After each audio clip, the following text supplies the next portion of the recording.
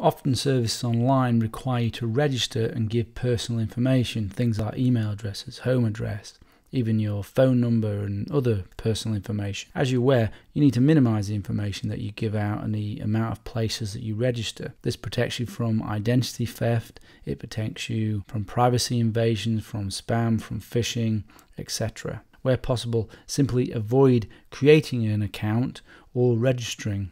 One service you can use or try to use is BugMeNot. So say for example you want to use some of the services on imdb.com. Do a search on here, and there are shared accounts that you can use for IMDb that will give you access to the functionality that you want to access, that you can only access if you're registered by this shared account. And there's also a plugin you can get for BugMeNot. So this will work for a number of sites as long as you don't need to use that login for anything private. You want to use it generically, then this works just fine. If you have to register, say for example you want an account on a forum, then use fake information wherever possible, name, address, age, location, etc., as none of these are generally verifiable. Often you need to enter an email address for registration, as it's used to send you a verification email. One option is to use what are known as throwaway or disposable email accounts. Guerrilla Mail is one of the most well known. So if you look here, this is auto-generated an email address for me. If I register with that email address, I'll start to see my emails here, and then I can respond to that for my registration. There are a number of other ones available. Here are some of the other ones.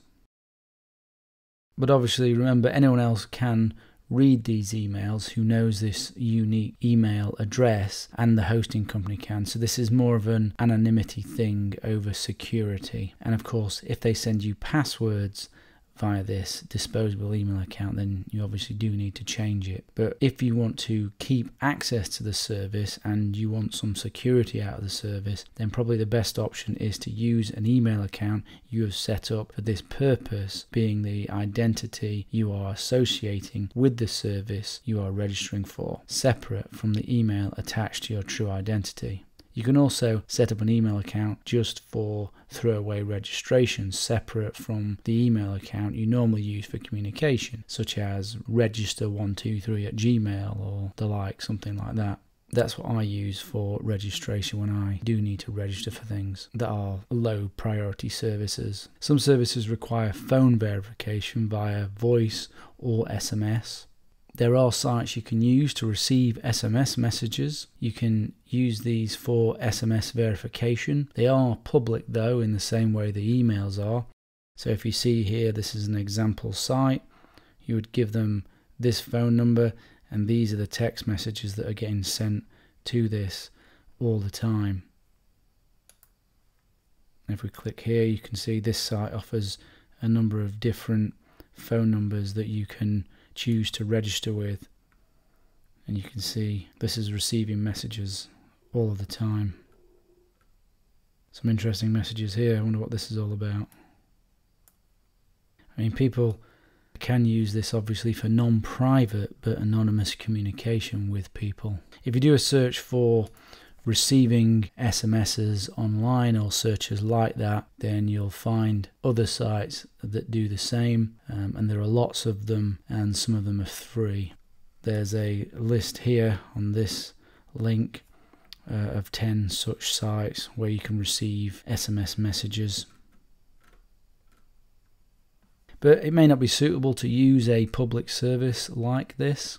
If you need serious anonymity, in some countries it may be easier to buy a SIM card and a phone with cash anonymously. These are known as burner phones. You can use one of these for the registration and then not use it again. Switch it on away from your home and preferably in a crowded place. Receive the SMS confirmation and switch it off. Obviously, this is only for those with serious anonymity needs. Nation states do monitor four-burner phones that are switched on occasionally and for short periods of time. Then they cross-correlate it with other phones in the area for profiling. You can buy verified email accounts and other verified accounts if you look on hacker forums and dark web forums that are already pre-verified, and you can buy them with Bitcoin anonymously. You would need to search on the various forums for such services.